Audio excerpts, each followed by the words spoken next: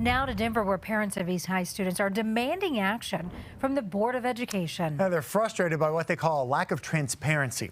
To make their voices heard, they've created a Parent Safety Advocacy Group, or PSAG.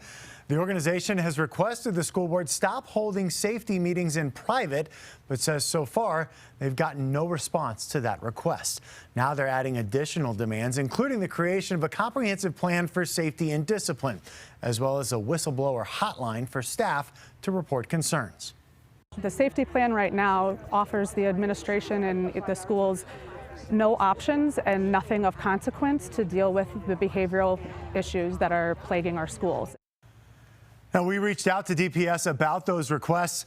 The district says the superintendent is working on a safety plan that will be presented to the board in June. Well, the fate of 2 Denver schools is up in the air tonight. The district voted to remove the Innovation Zone status from Grant Beacon and Kepner Beacon middle schools, effectively forcing them to adhere to DPS standards.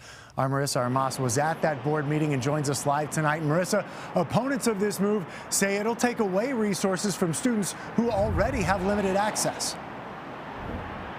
That's right, Michael. Parents tell me that this Innovation Zone status gave their students one-on-one attention with teachers and also gave them access to outside programming and technology. It's not like a traditional school, but after hours of back and forth, the board finally decided to take away that status. Richard Quattlebaum. And with that, the motion passes. Thank you. Tonight, frustration and tears from members of the Beacon Schools Network. They are disserving students. I don't think they realize what they just did. This after the DPS board voted to revoke Innovation Zone status for the network's 2 schools, Grant Beacon Middle School and Kepner Beacon Middle School. Being an Innovation Zone means the schools have access to special programming, resources, and enrichments focused on subjects like STEM, coding, and athletics. One of the schools is in a low-income, predominantly Latino community, an area already lacking resources. And I have seen what that school has done for the community. You walk into that school and it's like a home.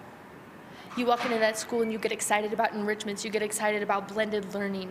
People are excited to be there, and when you take away the aspects of the Innovation Zone, you are taking away that excitement and you are taking away a sense of community that Southwest Denver rightfully deserves. Superintendent Dr. Alex Marrero says he made the recommendation because of the lack of financial oversight, employment structure issues, and low performance.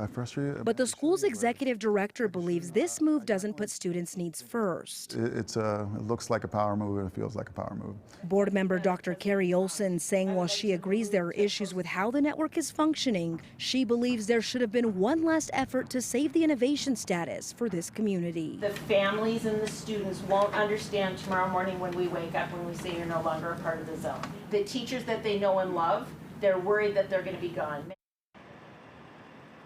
Now, just to be clear, this doesn't mean that those 2 schools are closing. They will remain open, just functioning differently. School officials say that they will continue to provide funding for those 2 schools, at least the same amount through the next year. In Denver, Marissa Armas covering Colorado First.